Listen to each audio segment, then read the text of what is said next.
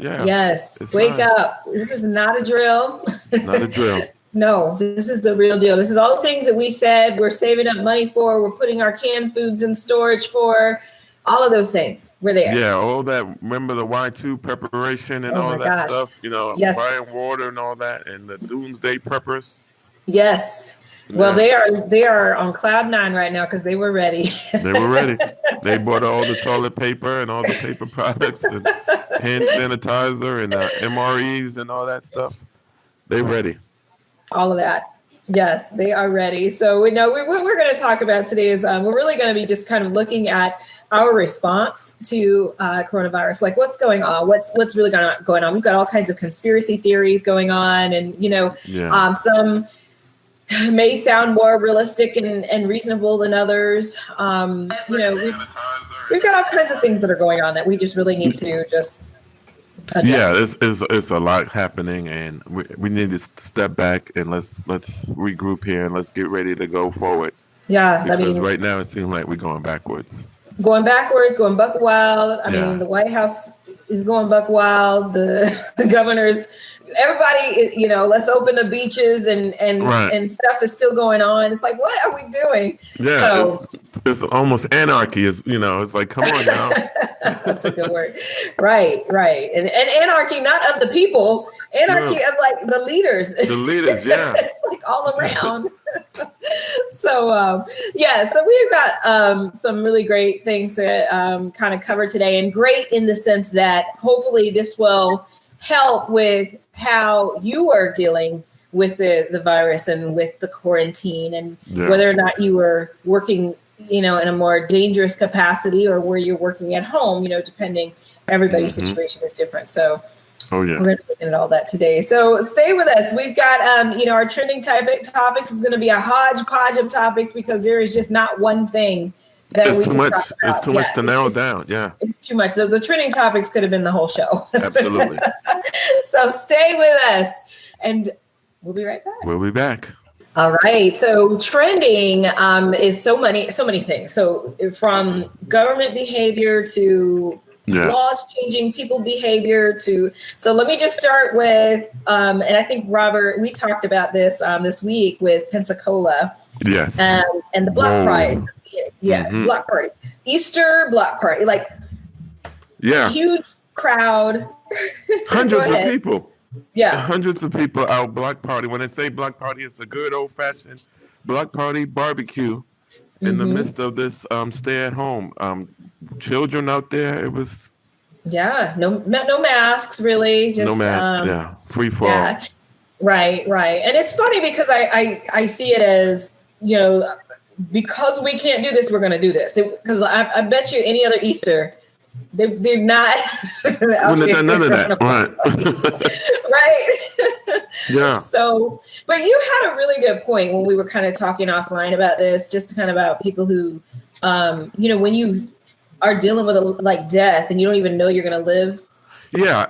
And I was saying, it really hit me because, at first I'm like, wow, I'm angry and all that. But then I had to take a step back and say, okay, when you're living already in a hopeless situation, what does coronavirus mean to you when you don't even believe you're going to live past 21 or 19 or 18? And so, I'm going to live my life today and I'm just going to do my thing. And then they're living in a community that was clearly impoverished. And, it was a lower income neighborhood. You can tell that just by looking. That's not even judging. Right. And so, what do they even get? They don't get services, they don't get resources. And so they're like, well, why should I even adhere to the authorities when they do nothing for me that's good? Everything that I get from them is bad. From food, if I even have a grocery store in the neighborhood, because most of those are food deserts. Yeah. And so when you have a level of hopelessness, you do things, you ain't got nothing to live for, so why you live go? On that frequency. Yeah. Yeah. And I try not to be judgmental. Of course, when I first saw the video, I'm like, and everybody on there is commenting like, what are y'all doing? This is the problem, blah, blah, blah. And so I appreciate your perspective on that because it's really easy, for me, from my perspective, definitely with some elements of privilege that I have to say, no, I'm not going to do that. Why would I do that? That's crazy for somebody to do that. But I don't know the mindset, I don't. Yeah. In many of our neighborhoods, you leave out the door not knowing if you're going to come home anyway. And Yeah. so that's their Yeah. mindset. And so what does it mean? Coronavirus, man, I'm surviving in the hood. You know what I Right. mean? And so that's a lot of mentality. Unfortunately, it's reckless because it affects all of us. It And does. Right. that Because you're same not going to person. stay on your block. Absolutely. You're going to go you to the know, grocery store because you got to go yeah. get the liquor to go. You know what I mean? You got to go get Right. food. We all got to eat. And so there's some Yeah. common places that we're going to come to, and that's where it gets It dangerous. impacts everybody. Well, and Absolutely. if you're not concerned about your own survival, why would you be What do you concerned about care? anybody else's survival? Absolutely. So I don't know exactly how to address this without sounding judgmental, because, and I don't know, maybe there's some level of judgment that's warranted. I don't know, but I don't, Yeah, but but this is the position I've been taking. And I said this yesterday. It's real. This coronavirus is really highlighting America's social ills on so many levels. Yeah. Economically, we're seeing the impacts. Of how poor people, we're going to take the blunt. And I say poor people, and I said we, Hmm. because I'm not in the 1%. Um, we're always going to get the bottom of the barrel. We're going to take the brunt Yeah. of everything. And so this is just highlighting all the social ills, from healthcare to economics, you know what I mean, to poverty, to schooling. We can go on for Yeah. days about, Right. how this has been affected. And, and then, I said this, and then I'll cut it off here. I almost get the young people now. I get young folk, we failed y'all. I get you feel like we failed you, but live so we can get it right. Yeah. Right. Because you don't want us to be the ones in charge later. Live so you you can know? get it right. Yeah. Okay, I get it. We Yeah. we did you bad. We didn't have it set up right. We didn't do it right. Okay, when I say we, the establishment, the older folk, but live so you can get it right for your babies when they come up. They can have a better world. But don't check Right. out now. Don't check out. And that's the thing is how do we keep people from checking out? Yeah. It's interesting because so we see, I'm going to call it rebellion. Mm-hmm. But we see this kind of rebellion happening in many different kinds of communities. So we Yes. have what we saw in Pensacola, but we also have what we saw in Michigan and all of the Absolutely. conservative groups that are protesting, saying they want to be liberated because they don't want to have to be at home. Absolutely. And also in New York City, the Hasidic Jews, I've seen several videos where they're outpouring. They're not listening during the Passover season. It was, crushed together out in the streets because they're not listening. And Yeah. so it's not just African Americans doing this. Right. It's the masses. But again, I believe it's just showing America how much in trouble we have been and are in. Yeah, yeah. I mean, you go to the Florida beaches are now open. And so, Yeah. that's another, the beaches were packed. And of course, there's a whole cross section of people from different Yes. backgrounds and races and economic statuses. And so, yeah, it's an interesting phenomenon to me that Mm-hmm. people are like, whatever. Yeah. So, And everyone gets to make their decisions. You get to roll the dice for your own life. But unfortunately, this does not just impact you. it's just not just impact you. Right. and Right. the selfishness, that's just so disheartening to me. The Yeah. selfishness I'm seeing, across the board. Well, we've got a lot more to cover. So we'd love to hear your comments. So definitely leave us a comment on our Facebook Live and in some Sensation Station Network, and we'll Be acknowledge back. it. We'll be Yeah. right back. All right. Welcome back to the Live Exchange. I'm Dr. Pamela. I'm Robert Pierce. And we are trying to give you all a wake-up call. Let's wake up. Yeah, wake Yes. up. Wake up. This is not a drill. It's not This a is the drill. real deal. This real life right here. It is. And real it's people so are funny dying. because when we're talking about, things that have happened in the past, I don't know that I've ever had a conversation about a pandemic, but emergency situations, when people were going into bunkers because of the Red Scare, they were afraid of getting, bombed by nuclear, and we're preparing.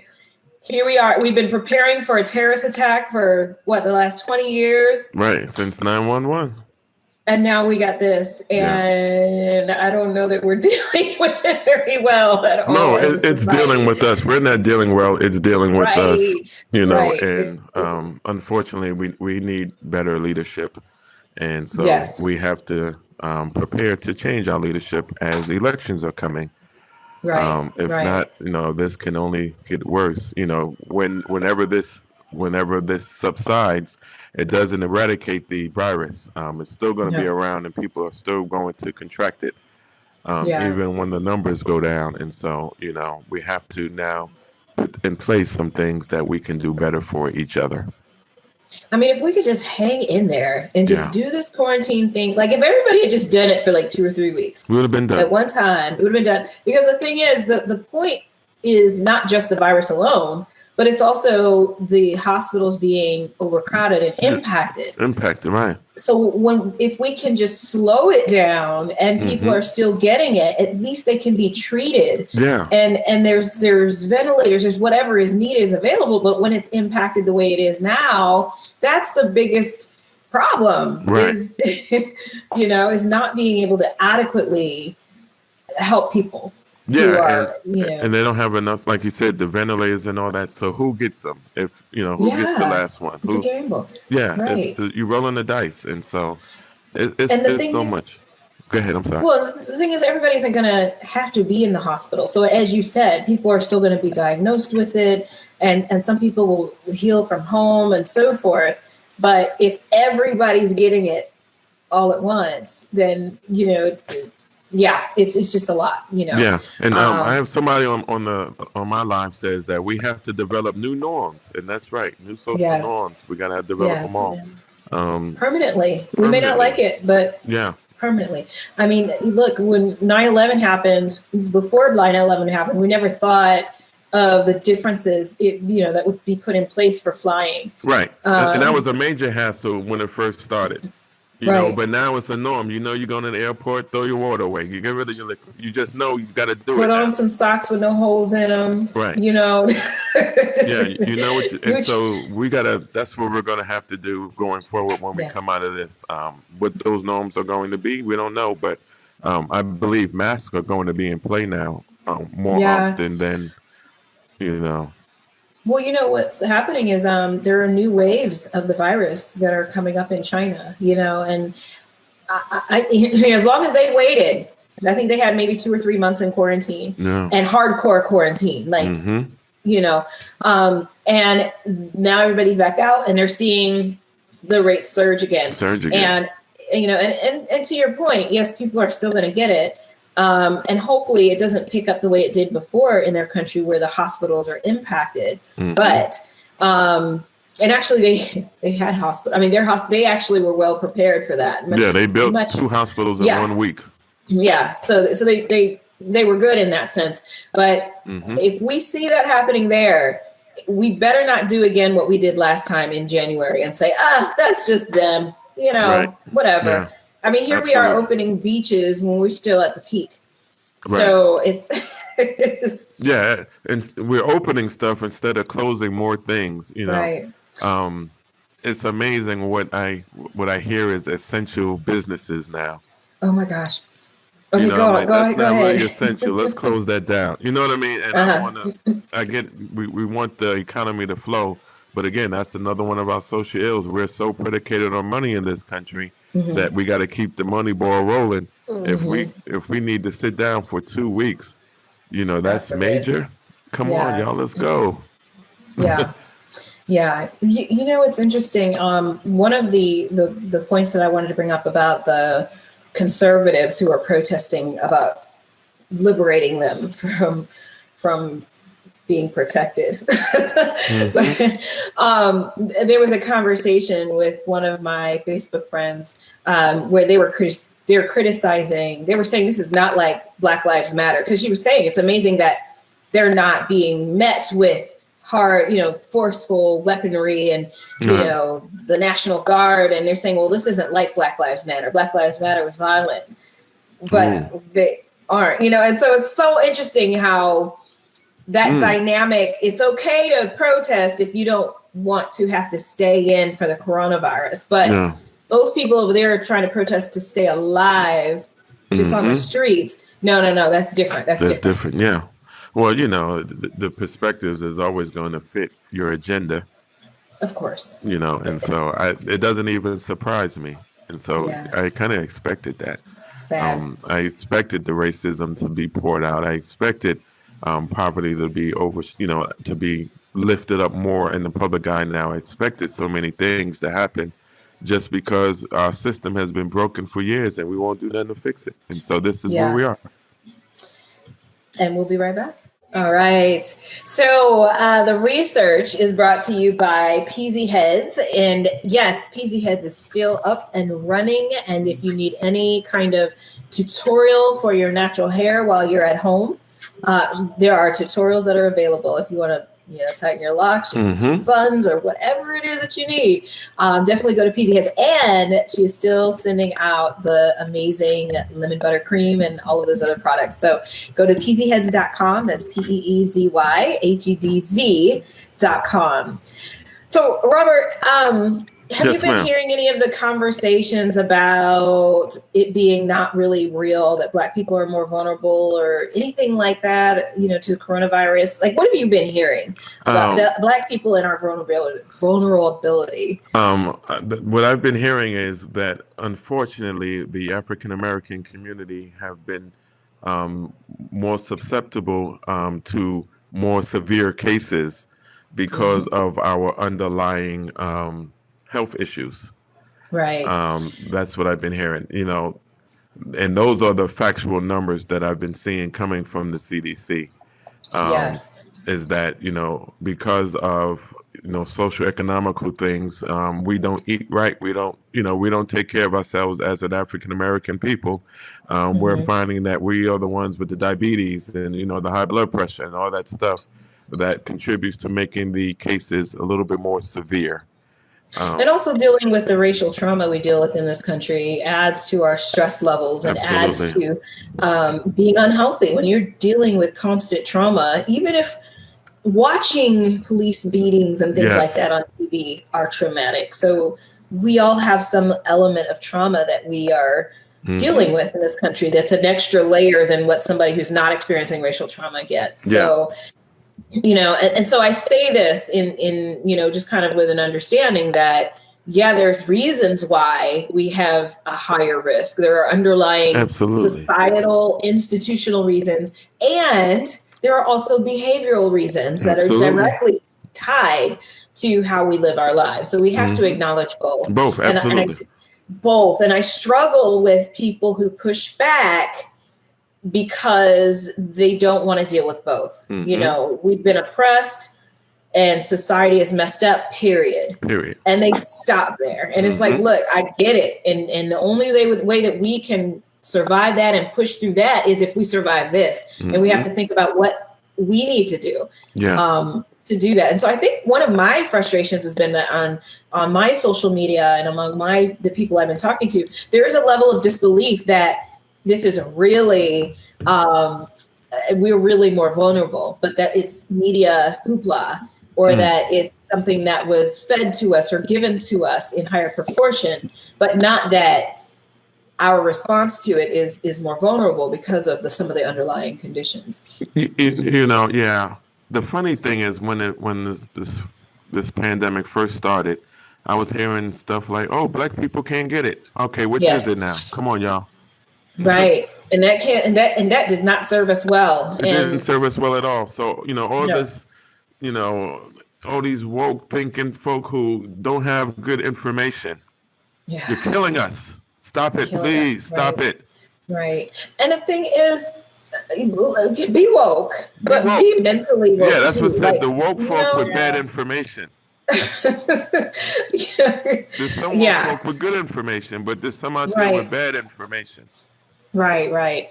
Well, so, according to the CDC, and this was just on Friday, they basically revealed that 30% of COVID-19 patients are African-American, even though we make up around 13% of the U.S. population. So we are definitely, we have higher rates of getting infected. Let's see. It's consistent. So it's missing racial information on 75% of the patients in its database. So there's been this debate. Do we take racial information? Do we get demographic information so that we can learn more about this disease? And understandably, there's a lot of people who are like, no, that's an invasion of privacy.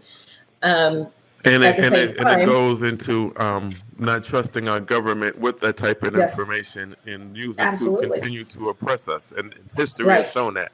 And so we can't trust that, I don't think. Right. And so it's, and it's not just us. There are people who are, just rights of privacy type of people who are, because Facebook is also, I watched Zuckerberg and his wife talk about what they're doing to try to assist with stopping the coronavirus. And of course, it's all technically related because it's Facebook, but keeping track, asking people to report if you have the virus, report how you got it, report where you live, report, and of course, as a researcher, I see a lot of value in that information. However, as somebody who has a little bit of conspiracy theorist in me myself, I'm like, yeah. And think about it. As a researcher, you found value in that information. So marketers are going to find value in that information. Yes. You know what I'm saying, where I'm going with that? Right. There's so many other people who can find value in that information and monetize. Yeah. Monetize. Yeah. And do worse, because marketers are the least of they get on my nerves sometimes, but I'm more concerned about, handmaid tale type behaviors of the government, and absolutely. so policies can be made. Government policies can be made based on that information, right. So many. So yeah, go ahead. I don't know. So I see the benefit, but I also see the risk, and I'm not sure where I land on that as a result. Well, we need the data. Yeah. Because the bottom line, we're dying. People are dying, whether they're black, white, brown, whatever. People are dying every time someone takes their last breath. So a human being has died. Yeah. Unfortunately, not just a. It's to the point where it's just multiple. Yeah. So yeah, and so if we're talking about New York, Black New Yorkers are dying at twice the rate of their white peers. Latinos in the city are also succumbing to the virus at a much higher rate than white or Asian New Yorkers. And the same trends can be seen in infection and hospitalization rates. So we're not just talking about, so we're dying at higher rates. We're also getting infected at higher rates, and we're getting hospitalized at higher rates. And so, to me, it's like no matter what you think in terms of conspiracy or what lies might be told, because a lot of people think these are just straight up lies. Yeah. Like, no, we are not getting infected at higher rates. It compels me to want to do whatever is necessary, though, to make sure that we're okay. Yes. And I don't know how to combat the naysayers, the ones who are saying, you know what, that's just lies. It's just lies. Yeah.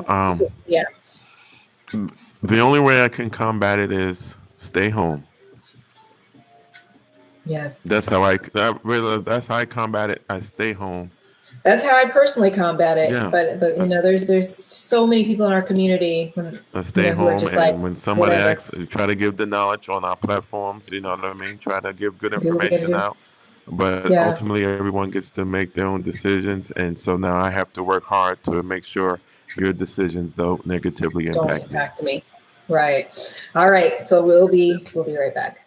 Yes, we are back. All right. So, so thank you for bearing with us through that. Bear with us. We're back. I had technical difficulties, but I'm back. It's bound to happen. Look, if who was it? Babyface and Teddy Riley. If they can have technical glitches, we can have technical. I am the Teddy Riley of this broadcast. All right. So the balance challenge this week is brought to you by Shalon Willis Beauty Architect. She is the official makeup sponsor for the live exchange. But today, the balance challenge is practicing mental stamina. So this is something I've been observing a lot in people and watching kind of what's your mental stamina looking like. I've been writing about it. Don't be surprised if a book comes out. And it's the idea that that you're going to have to deal with something that's either long-term, or that's difficult. And it's how Mm-hmm. do you prepare your mind for that process? Because you know you're going to be in this thing. You can't avoid it. You can't try to sugarcoat it and make it pretty. You got to do Yeah. it. And when we think about mental stamina for even smaller things like working out, we've Mm-hmm. got to have our mind right, because if we don't feel like it, our mind has got to be over Oh yeah. whatever that situation is. So mental stamina means that I know how to train my mind to go the extra mile when I need to. And if we are Mm-hmm. not in that time right now, I don't know when we would need to practice No, that. because we're in overtime right now. This, Yes, you we know, are. And, yeah. a lot of people were expecting, oh, this thing's going to blow over. And, and even now, we have got Mm-hmm. to get our minds out of this thing is going to blow over overnight. We have Right. got to train our minds to have the stamina to go the long haul if we Oh want to yeah. survive this thing. Oh yeah. So my challenge for you all this week is to train your mind to accept that we're in this for the long haul. Now, it may not look like it looks today. It doesn't mean we're going to be in our houses for the long haul necessarily, Mm-hmm. but you've got to get your mind set that if we are in the house for a long term, we've got to know how we're going to do it. Yeah. How you gonna move? Right. And Robert, you've been doing it really well. Like I'm in that, but for you, you're like, I've been in the house so long, I'm kind of liking it. Yeah. I need to make some changes because when they do release us, I may be like, for what? Why? I know I'm Why? not. I'm going to watch the staying first here. 3 waves of people go out first. And then, Yeah, I'm not gonna be the. Yeah, I'm gonna let everybody go. Everybody who's itching, let me know it's sweet out there. I need to see Right. if it's sweet first. Let me see. But so that doesn't take mental stamina for us in this case, because, the staying at home has been fine. Now there's been some element of mental stamina for sure, because Absolutely. it's different in a lot of ways, and we've got to mentally plan. But there are people who are sincerely struggling with this, and this is where mental stamina comes into play. There's times where I don't want to work out. I try to go walk every day, and I don't like cold either. So when it's cold, I have to fight through that every step.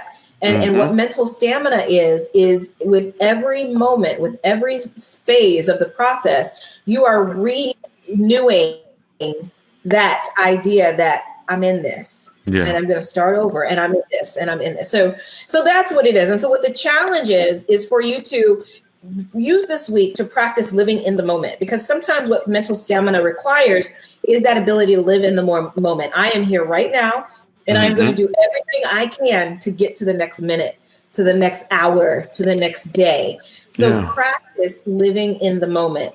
And you can do that you can strengthen your mind by planning activities that strengthen your mind, like fasting. So that was one thing I tried last year for the first time. We had churches that I've been to always talk about, we're going to fast in January. Right. And I'm like, that's cute. And as much as I respect fasting, I was just like, that's not for me, because I got to eat. Yeah. And let me tell you, I get it.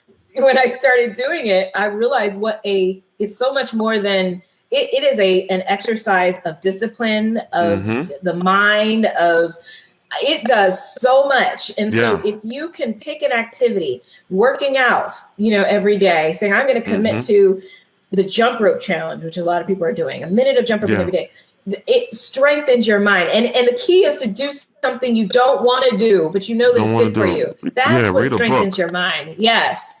That's what strengthens your mind. It doesn't strengthen your mind to do something that's easy.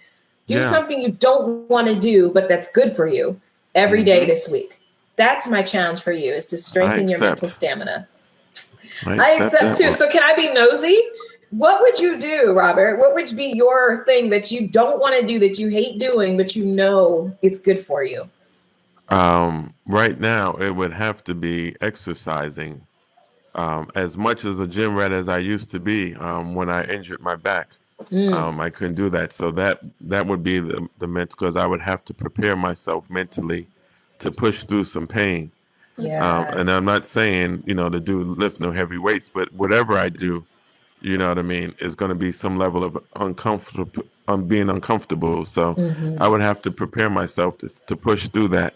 Yeah. Not to push myself to pain, to hurt myself, but to push myself past being uncomfortable so I can get the exercise that my mind, body, and spirit needs. Right. Oh, that's so good. And when you said prepare, that's a key.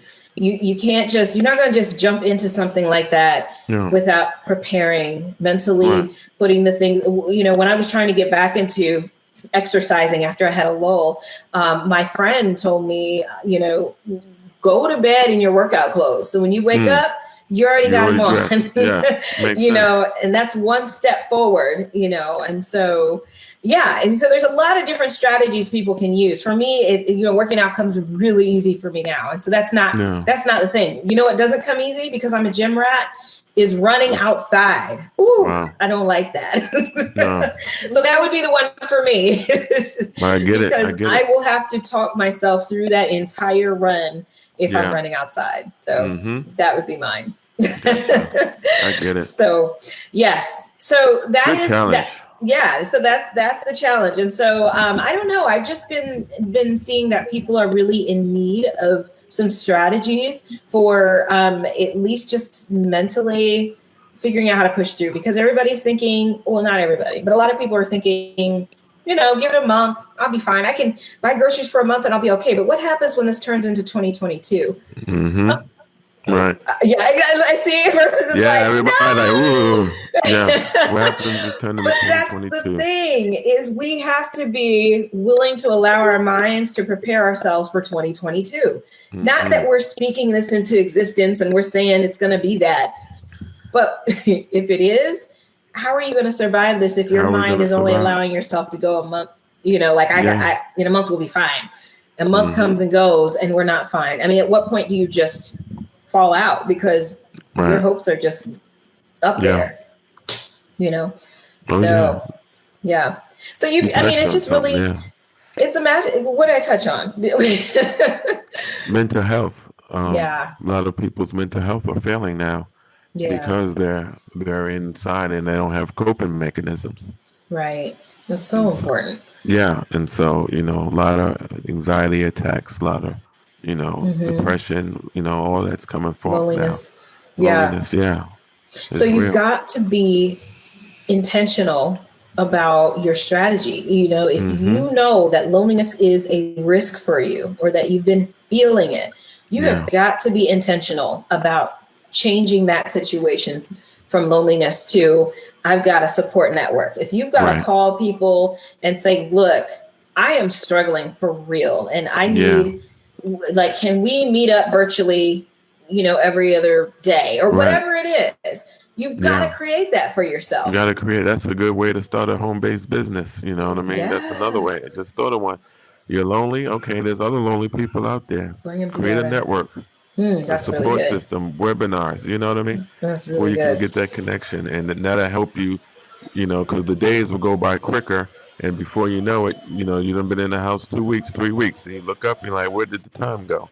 Yeah. Because you kept your mind busy. And that's what's been happening here at this house is just, wait, it's midnight? When did that happen? There's been days I work harder than I did when I could leave out my house, Oh, yeah. I always work better at home than in an office space. Putting stuff away, like, let me turn it off and stop. Yeah. Right. Yeah. I mean, so we just have to be, it's just so important to create your situation and not I think somebody had said in a meeting this week that, for some people, the world is happening to them, and for other people, they are happening to the world. And we can control that. The extent to which we are happening to the world as opposed to the world. Yeah, I've been watching, there are some remarkable people. I can tell they're bored at home, but their boredom has sparked creativity. Oh, that's so good. Because I have seen some amazing TikToks and Instagram, social media videos where they just made up elaborate comedy skits. I love it. Yeah, I'm like, wow, look how talented you are. You're a writer. Write that. Yeah. Right. Write that skit, submit it. You're developing your own, variety shows. I don't think people understand what they're doing. Yeah, and Netflix is probably looking for stuff. Absolutely. Yeah. Yeah. There's a lot of creativity out there. That's the one thing I've been impressed about is the creativity I've been seeing with the people, just with their phones. Yeah. We are blessed to be in a time like this and have a quarantine. Those people who had a quarantine in 1918, Right. It's nothing. Yeah. Yeah, very, very different. So no, so I, just again, it's about being really intentional about what you need to create. In my book, Letters to the Brokenhearted, I talked about how to encourage yourself. There are going to be times where you are sliding down that shower wall Yeah. in tears and like, Mm-hmm. and in those moments, you have got to know what it takes to get yourself back up, because there's not always going to be somebody there in those moments, right? Especially now. So what is your strategy? One of the things that our coach instructors at the Academy of Creative Coaching does is she asks the coach trainees, when they start, if you get to a point that you feel like you're going to lag and you're not going to follow through with something, you're not going to stick with the commitment, what do you want me to say to you to get you back on your feet? So she asks that question when they're excited and ready to go. And she writes it down and she brings it back to them in those times when they're missing appointments or they're not following through or they're feeling a lag in that motivation. And she says it works every time. Yeah. So in your place of well-being, what do you need from yourself to get yourself going? And put that thing in place. Write it down. That's good. Yeah. That's good. Wow. I like that. So, yeah. So it's, there's, again, I can't underscore enough just how important it is. And I would love to hear your strategies as well. So, reach out to us. We're on Facebook Live on Sensation Station Network. We'd love to hear your comments. So, absolutely. Chime in, because I know you all are doing some things out there that are incredible. I've been seeing y'all, videos and exercise and people who don't exercise. Recipes, I done seen it all. Right. It's been great. Yeah. Yes. So keep it going, and we'll be right back. We'll be back. All right. Good evening and welcome to the Live Exchange. I'm Dr. Pamela. And I'm Robert Pierce. And today we are talking about, the coronavirus. It's time to wake up. This is not a drill. Wake up. Wake up. And this hour, we're going to be focusing in a lot on the conspiracy theories that are out there and why people love these things. Yeah. I have had people on my page who, and look, if y'all are one of those people, it's okay. But I've had people on my page who I really respect and, admire, and then I see them post a conspiracy, and I'm like, oh, you're one of them. Yeah. I had a friend, he called me, and he's a diehard New Yorker. And, the whole thing was he called and was like, yo, son, I'm sending you something. I got to send this to you, son. It's going to blow your mind. And he sent me this conspiracy theory, something about the 5G towers. Oh, yeah. That's the big one right now. Yeah, that's another one. And, I never even called him back. I was like, you know what? I can't do that right now.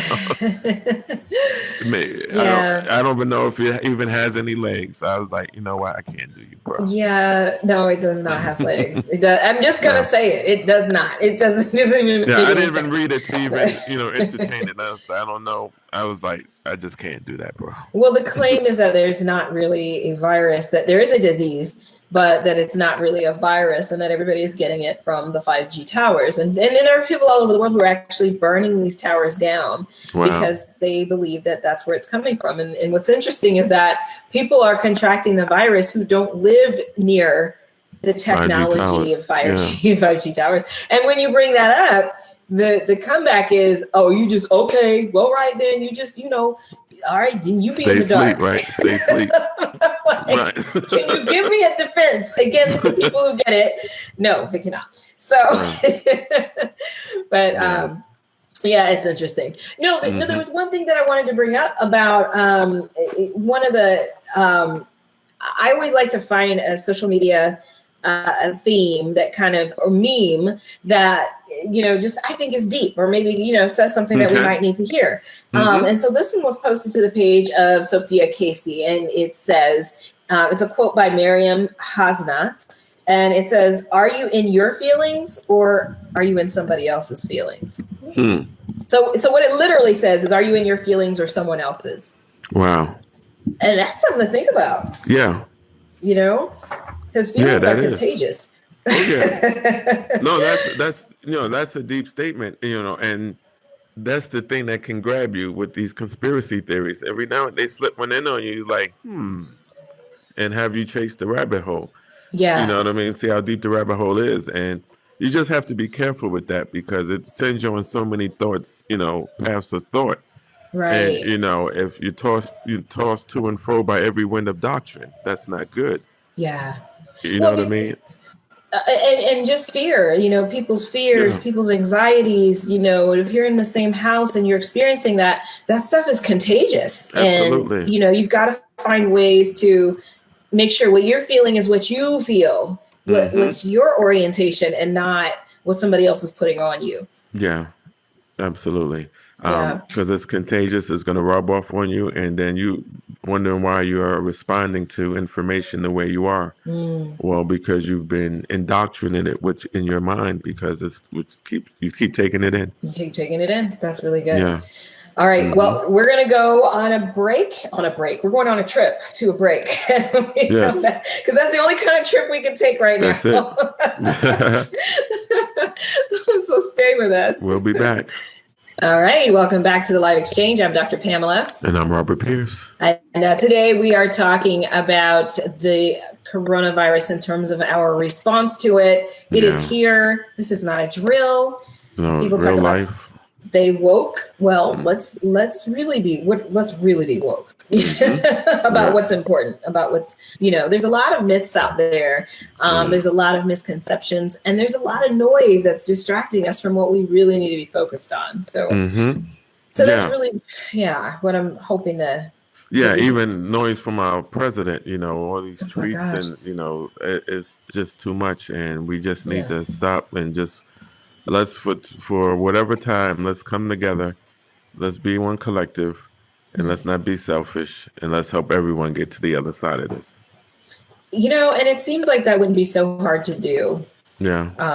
But it's for some reason, it's just so hard to do. We've got so many factions going on right now. We've got the, the conservative Trumpsters. I don't know who else to call them, who are just all about, liberate us.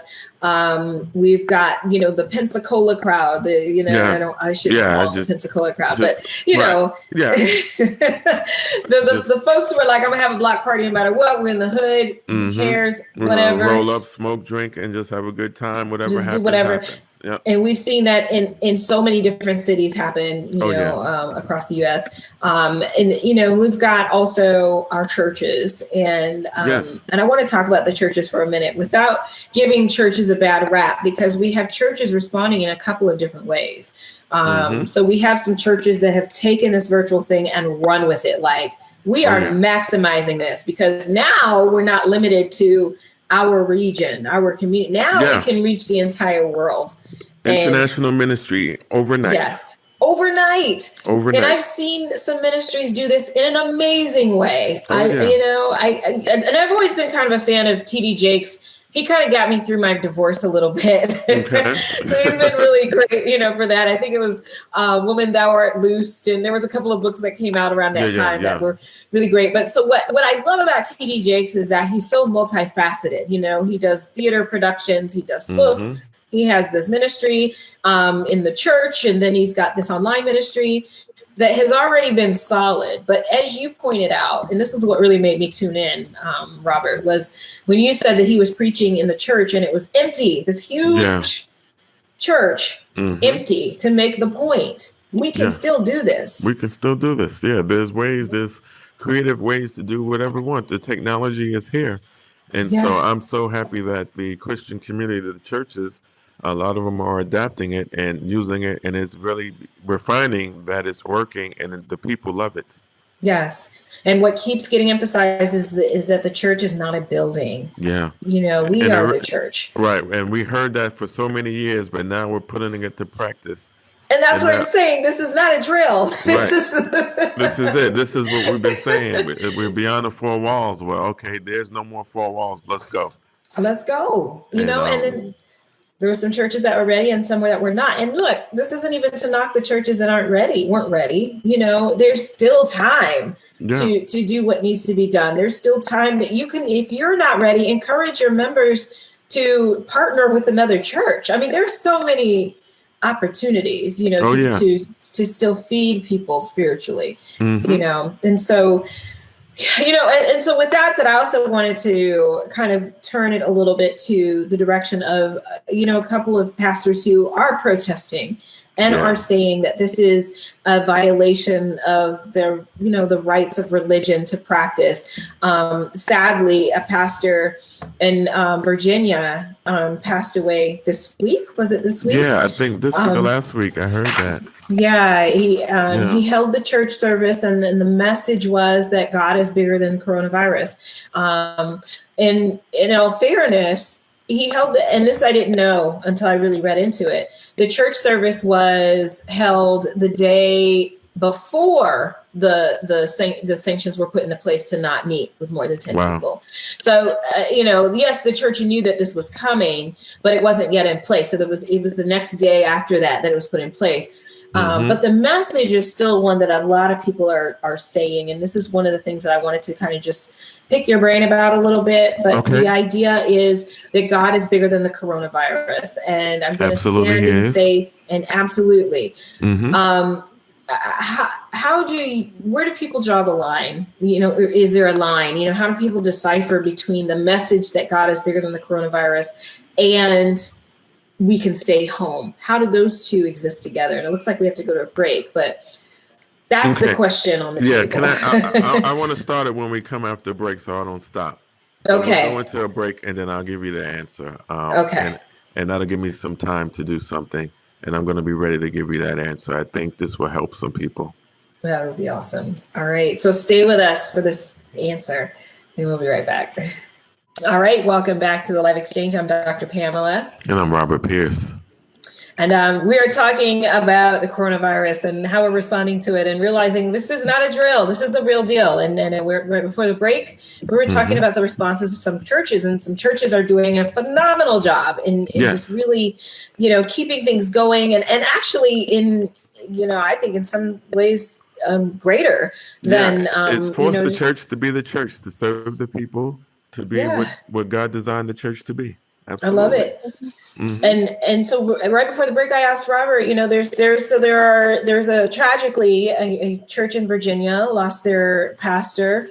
He had a huge service as things were kind of ramping up with coronavirus, and his message to the people we're not afraid of this thing. God is bigger than the coronavirus. And 2 weeks later, he died from the coronavirus. And now what I didn't mention is 4 of his family members are also battling it now. And I'm not sure about the church community right now, but they mentioned those 4. So I'm just curious to know your thoughts, your take on this, this, I don't want to say this idea like it's a bad idea. It's true. God is bigger than the coronavirus. God is certainly bigger. Where do you draw the line? Where's the balance there? You draw the line because we have to take heed to the messages that's coming forth.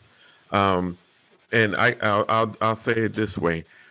In the book of Exodus, you'll find when Moses and the children of Israel were petitioning Pharaoh to let my people go, and the plagues, God sent plagues. Yes. Remember those plagues. And the final plague was that the firstborn was going to be killed. But God sent a provision for those who would listen.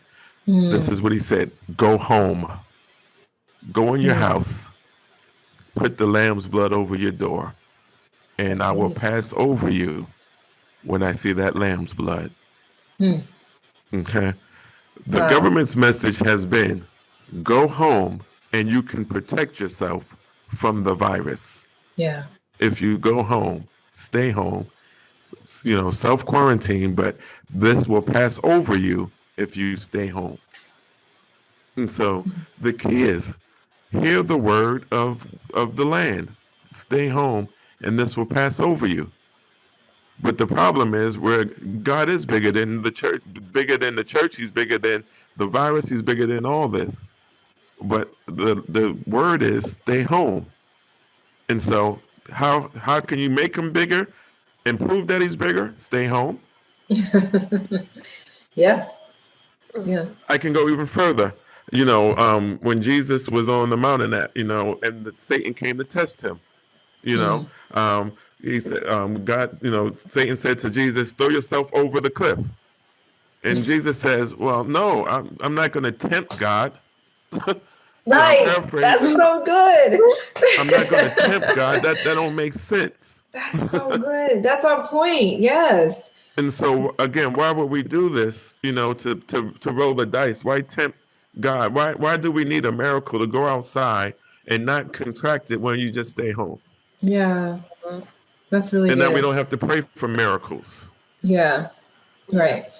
Yep. And it also sends a message about heeding the law of the land, because that's part of what we're called to do. Right. We as preachers always preach obedience and being obedient to your leadership, being obedient to the government, those who are governed over you. Well, okay, Right. now practice what you preaching, brother. That's good. That's good. Because you're going to want your people to submit to you, but you're not submitting to any leadership.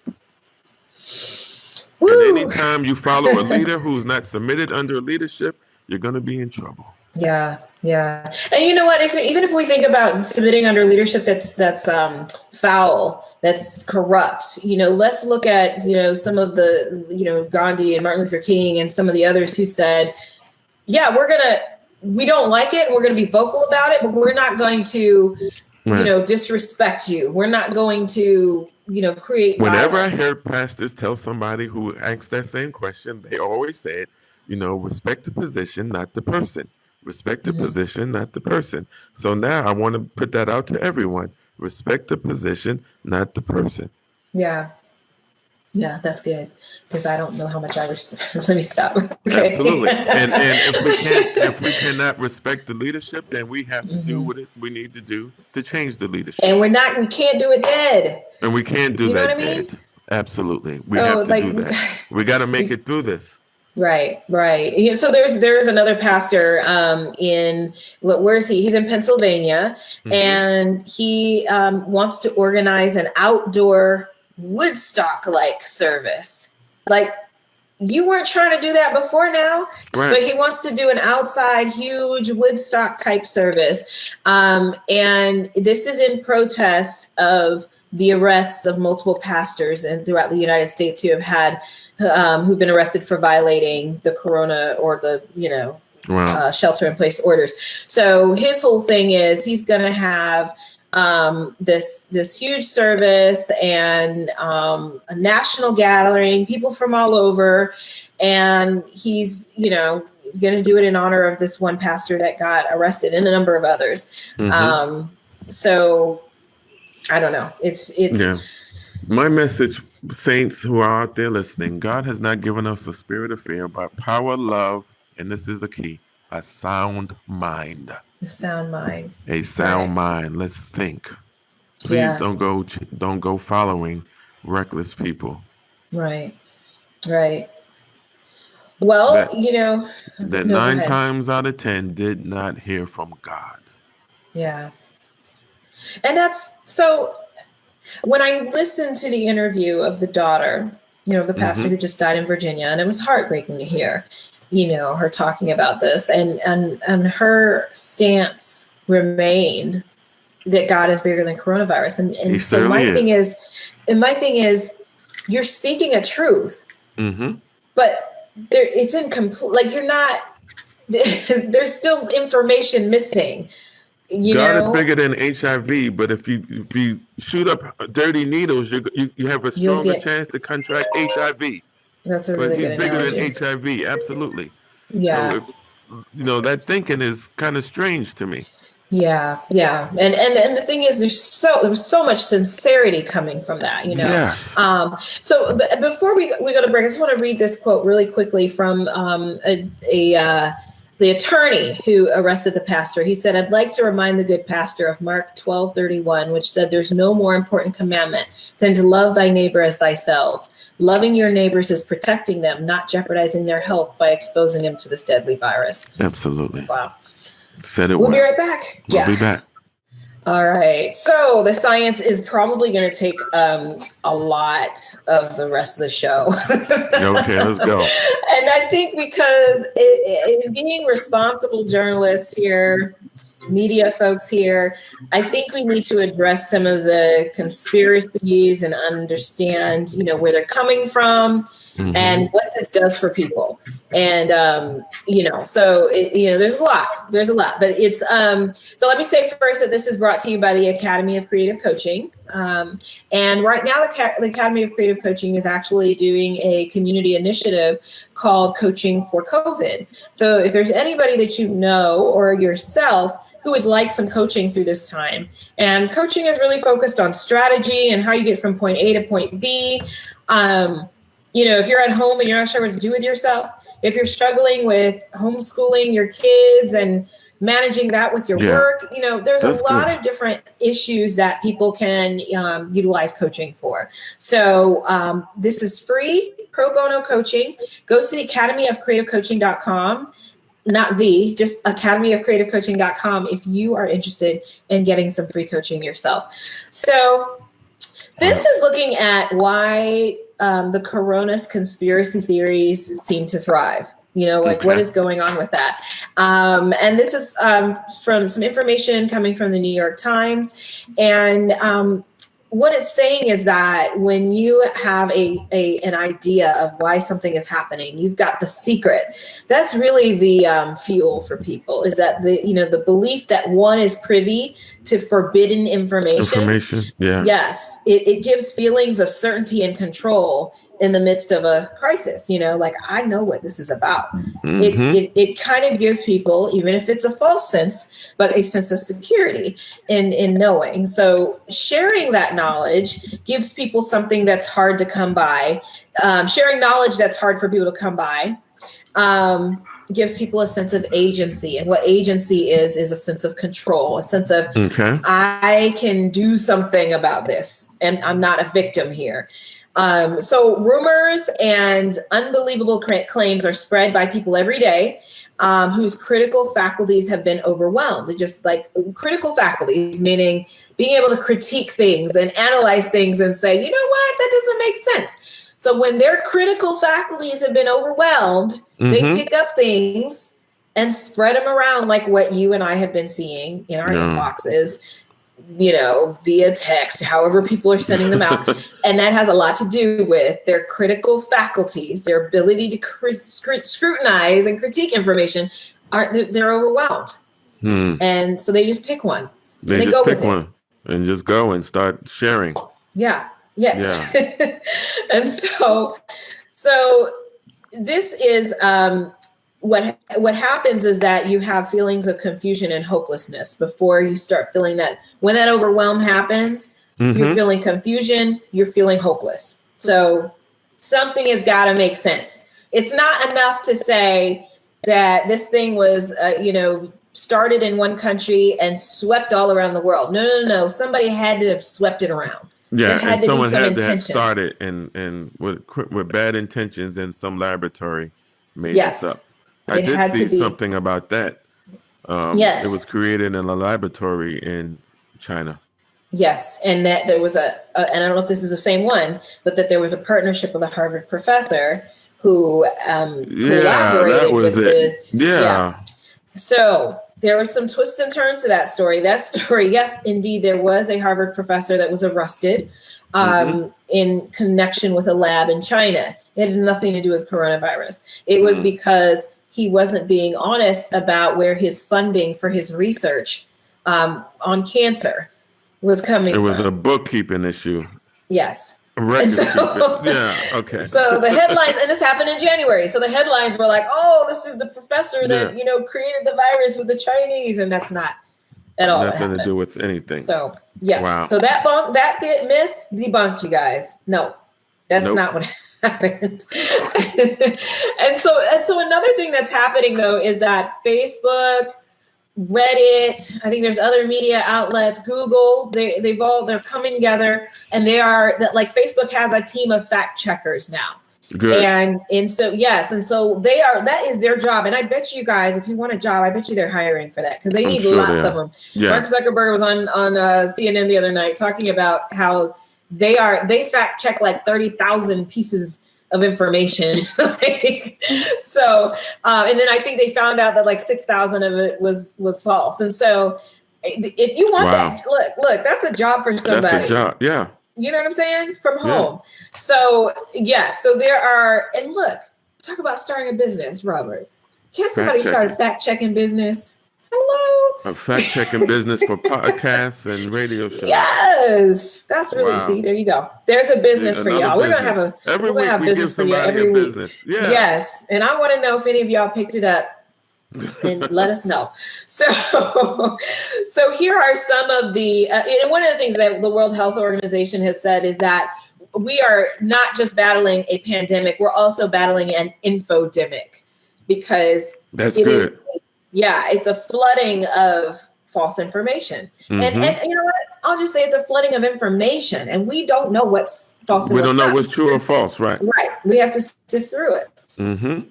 So, I'm noticing on my timeline, I'm getting a lot more political stuff. Occupy something is Occupy Democrats. Yeah. They're flooding my timeline with propaganda information. And I actually sent a spam. Please stop sending me this. I don't want it. Because I just noticed they kept coming. And it's, all these conspiracy theory videos and all this other stuff. And it's my too inbox much. is flooded. Yeah. Look, y'all, if you're my friend, please stop, because I've started blocking your ability to inbox me. So I'm just going to warn you now. Stop it. Stop it. Yes. And so PG had said, "Oh my God, infodemic." Yes, an infodemic. Like, we're flooded infodemic with information and information. And I would think if we're talking about a demic, that it's not good information, that this is toxic information. And I really want on this information, y'all, please don't just put it out because you want to be first. I noticed that people just post it, share it, because they want to be the first to break some news. You know what I mean? And then it end up being all wrong. That's part of the psychological part of this whole conspiracy theory. We're going to talk about that because this covers that too. So stay with us. We've got so much more for you. We'll be back. All right, we're back on the live exchange. I'm Dr. Pamela. I'm Robert Pierce. And we are talking about this coronavirus. Wake up. Wake up. This is real, y'all. This is real life. Let's get it right. What we're trying to convey is that because it's not a drill, you got to focus on the right things. If we're going to survive this and do it well, then we can't be distracted. We've got to be focused on the right things. Yeah, we have to be. And information, we have to get the right information out, get it to the right people, and let's do the right thing with the information. Let's stay home. Let's get through this, and let's get everyone well. Yes. And so with that said, looking at some of these conspiracies that are out there, I'm just going to read a few of them. Let's go. I'm interested to hear them. Yeah, they're interesting. So just so you know, everything I'm reading, you guys, this is not true. Conspiracy. Right. And so after everyone, I'm going to say that because I don't want nobody to come in the middle. The live exchange said. Yeah. Right. Thank you. So we're going to flood it with, okay, go. Yes. This is a conspiracy theory. Number one, go. Number one, claims that the virus is a foreign bioweapon, a partisan invention, like something the Democrats, which is what the president claimed, a partisan invention, or part of a plot to re-engineer the population, like to lower. I've heard that a lot. We're going to have to lower the population. So we're experiencing the purge? Yes, in a sense. Okay. Yes. So we're going to replace a mindless virus with more familiar villains. So each claim seems to give a senseless tragedy some degree of meaning, however dark it is. So each one of those claims, somebody created this to wipe us out. Oh, wow. So, yeah. So we had to go to break, but that's... Okay.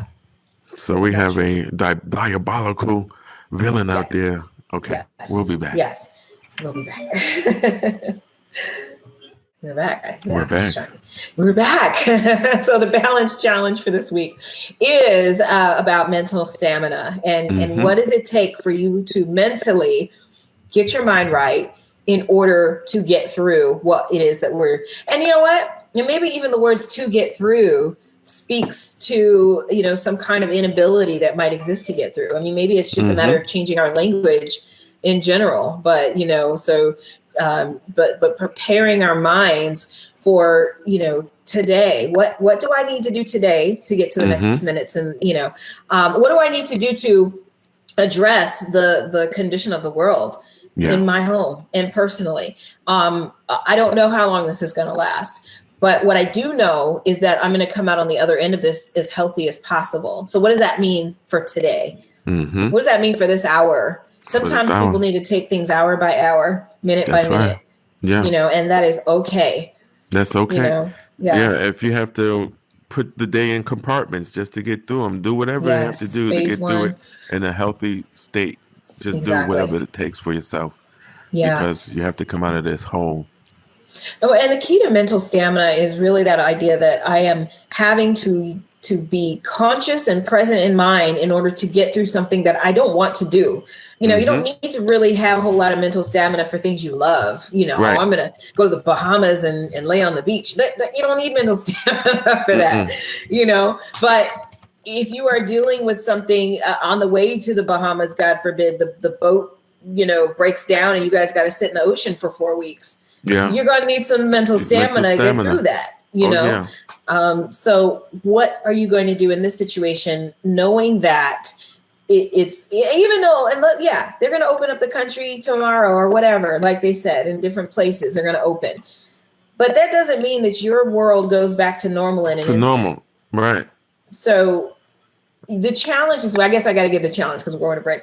The challenge is to do activities that are going to strengthen your mind and your mental stamina. If that means, like me, I don't like to run outside. I like to run on a treadmill. I'm going to run outside and I'm going to use every minute to motivate myself. I'm going to get through this minute. I'm going to get through the next minute and so forth. So do what you have to do. Come up with activities that will force you to strengthen your mental stamina. That's the challenge. I accept. We'll be right back. We'll be back. We're back on the Live Exchange. I'm Dr. Pamela. I'm Robert Pierce. And I was just saying, y'all, we have a podcast. So, definitely check us out. Yeah. Go to our website. You'll find everything there. TheLiveExchangeRadio.com.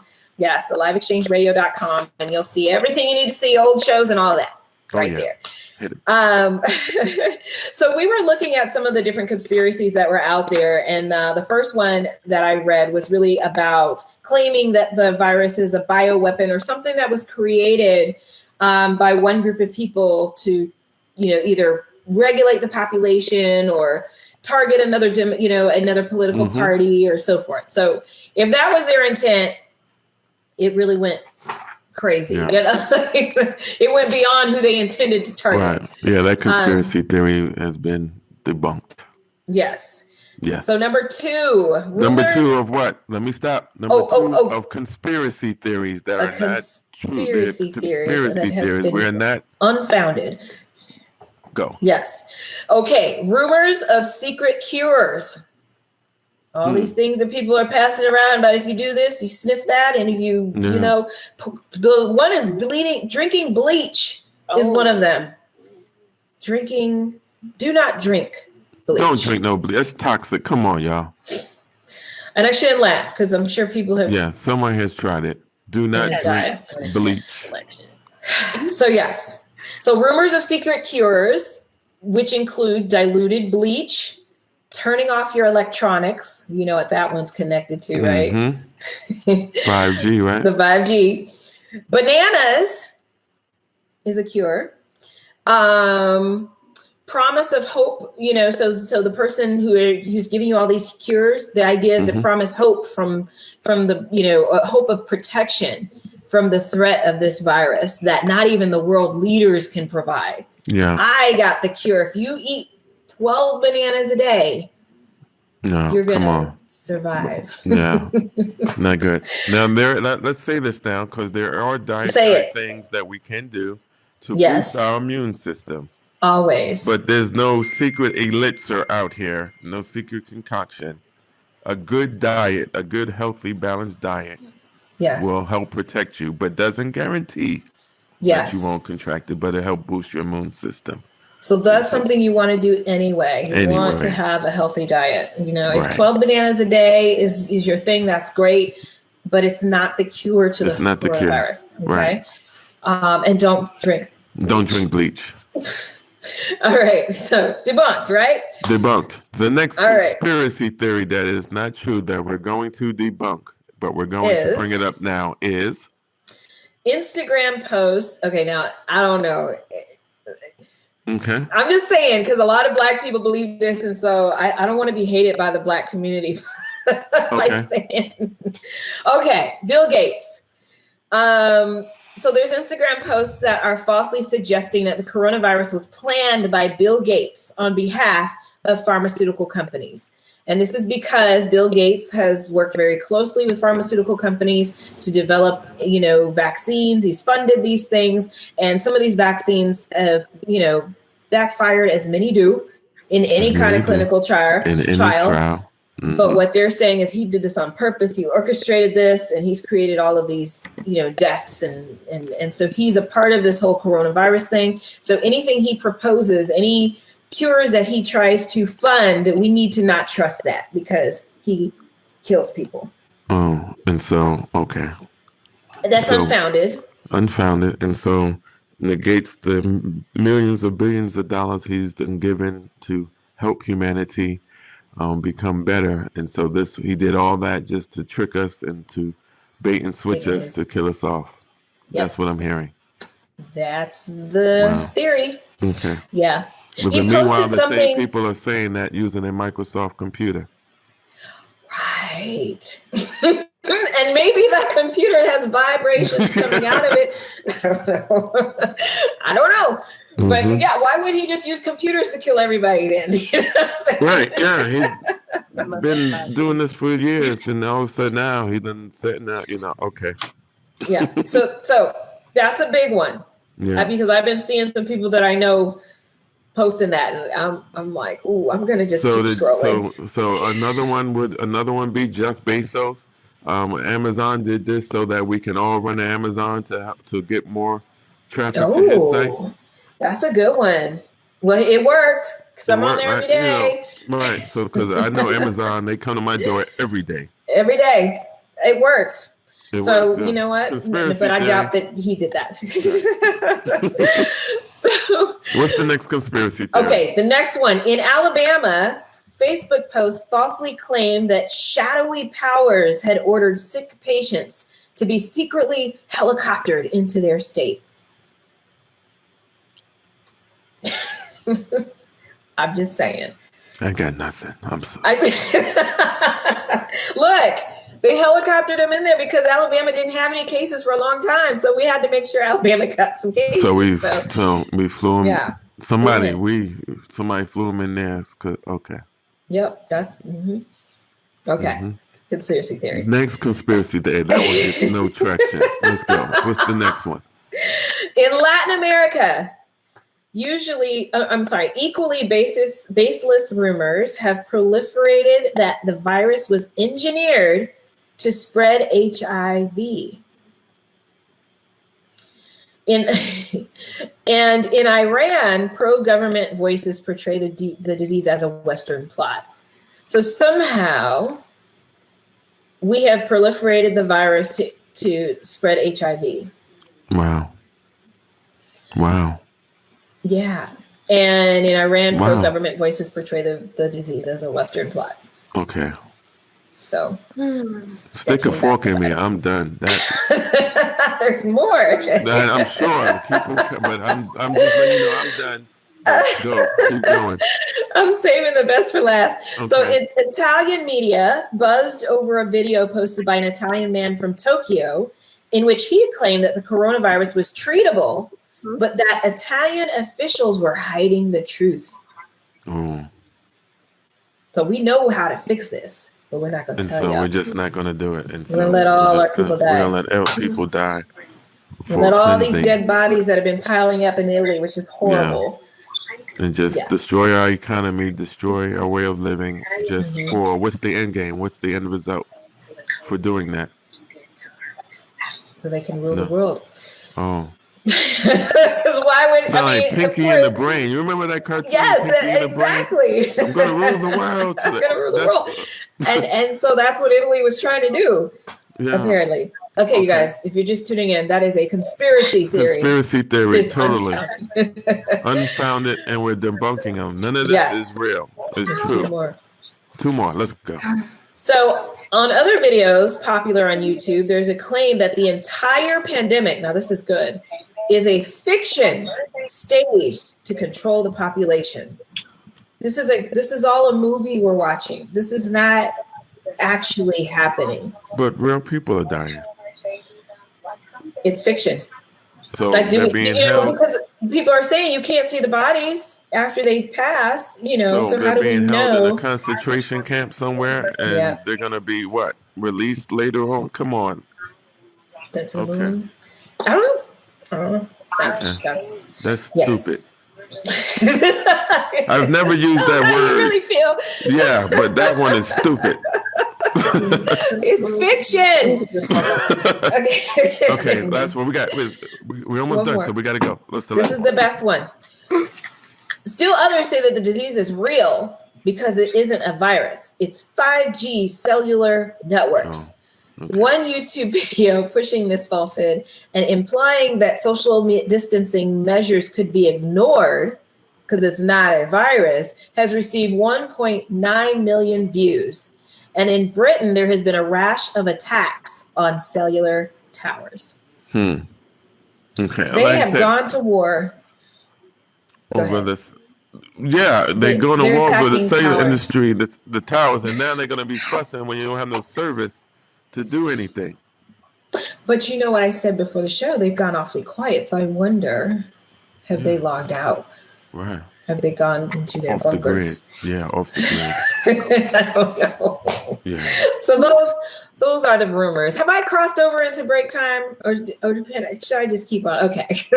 No, we're almost done. Unfortunately, it's almost time. No way. Yeah. Are you kidding? I did say that this was going to take the whole rest of the show, didn't I? And you did not lie. We tell the truth here.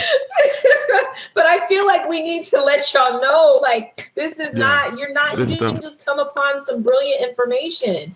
This stuff is real. It's happening. And we have to take it serious. We have to wake up, and we have to do what we need to do so that we can all get on the other side of this healthy. You can't explain this away. No, let's not worry about it's that. Here. Yeah. No. We'll read the books, write the books on all this stuff later on. Let's get on the other side of this first. Right. There's movies coming out, all that stuff. We're going to get all that. And write the movies. That's what you could do. The conspiracy theories. Write movies. Like, your theories will all make phenomenal movies. Yeah. Like, do that.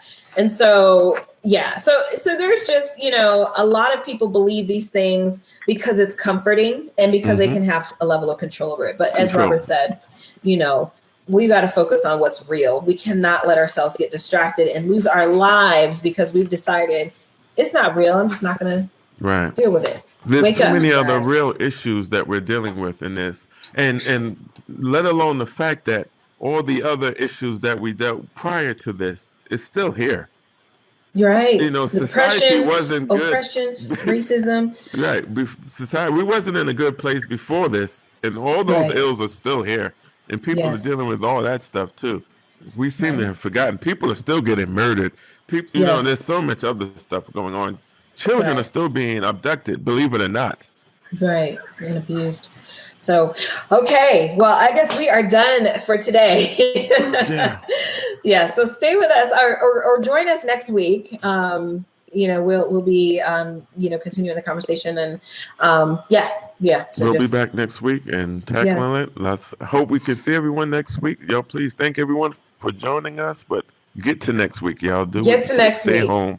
Let's get to next week. Keep the conversation going because when we dialogue better, we do better. We do better. All right. Peace out.